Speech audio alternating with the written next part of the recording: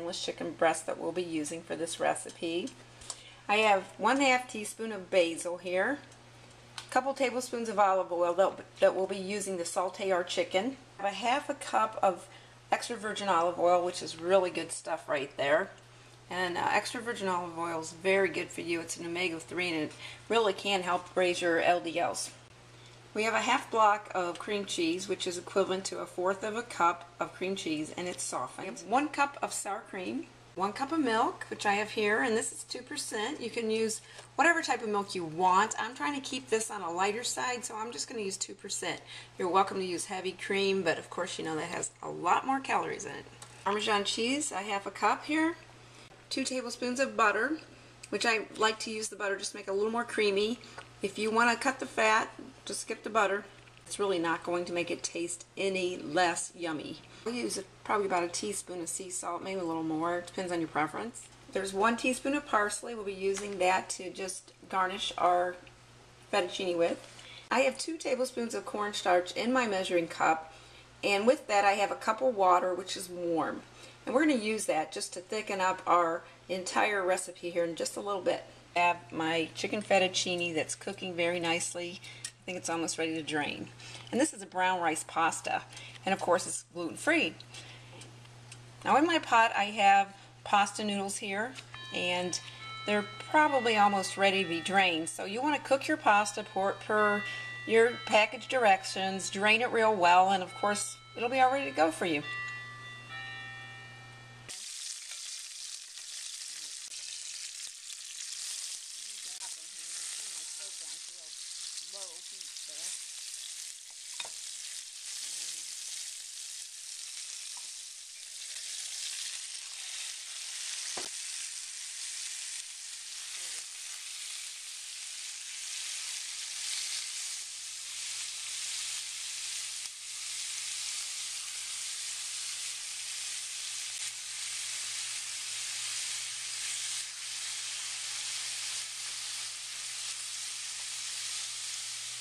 I always like to add a lid onto whatever I'm making so that it cooks quicker. So we're going to add some foil.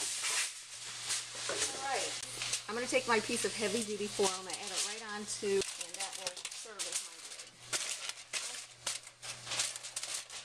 You can always leave a little piece propped up there so that the steam can escape, kind of like a little tin. What we'll do is keep an eye on our chicken and just let it saute up. I'm going to check out my chicken that's sauteing. It's been sauteing for 4 or 5 minutes, and just cover it back up.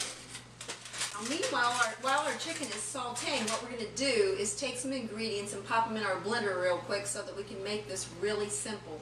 And I'm going to add in 4 ingredients. Olive oil, that's a 1/2 cup. We're going to pop our olive oil into our processor. Milk. 1/4 cup of cream cheese, and it goes. Our cup of sour cream. Now I'm using a light sour cream in this recipe. You can use regular sour cream or whatever it is you like. Get our lid on. Pulse for about a minute. Do it. And as you can see here, we have a nice consistency. Very nice. It's hard to get your oil, your sour cream, your cream cheese, and your milk all to blend well. If you try to put this into your skillet without pulsing it or adding it to a blender or food processor, we'll take the lid off. Now what we'll do is just take a fork and make sure that it's not pink in the middle. That's how I do it. Looks pretty good. It's been cooking for probably about 8 minutes on each side. Give it a couple more minutes. Okay, here we have it. We're going to check our chicken. It's browned up. It looks great. It looks just the way I like to find it. I don't like to find chicken that doesn't have a little brown on it, or I always think it's not done. But this chicken's been sauteing on each side for probably about 10 minutes. Tastes very good. It's crispy and it's done. So now we'll add in our mixture. It consists of milk, olive oil, sour cream, and cream cheese. It is nice and creamy in this. Almost done. We have our heat on low. I'm going to pop in my 2 tablespoons of butter. Closer so I can show you what we have going on here. Doesn't that look yummy? We've added in our 2 tablespoons of cornstarch and our cup of water. Just going to stir. Add in a little salt. You can add what you like. Go. Pop in a Parmesan cheese. Looks yummy. Now we'll give this a couple minutes to set up, and while it's setting up, I'm going to take my fettuccine over in my pot here, and I'm just going to rinse it off, and that looks really good. Get all of our starch off. Alright, there we have it. It's all ready to go. This smells really good.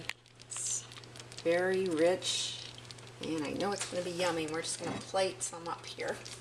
Give it a try.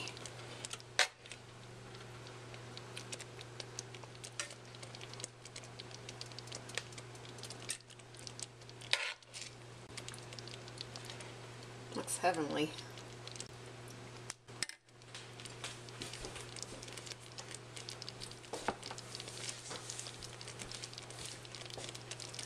And I did also find some fresh parsley. We'll pop that on. And there it is. Doesn't that look scrumptious? It's really good. Now we're going to do a quick photo shoot, and then we'll give it a try. And here we have it. I'm going to give our gluten-free chicken fettuccine a try and see how it tastes.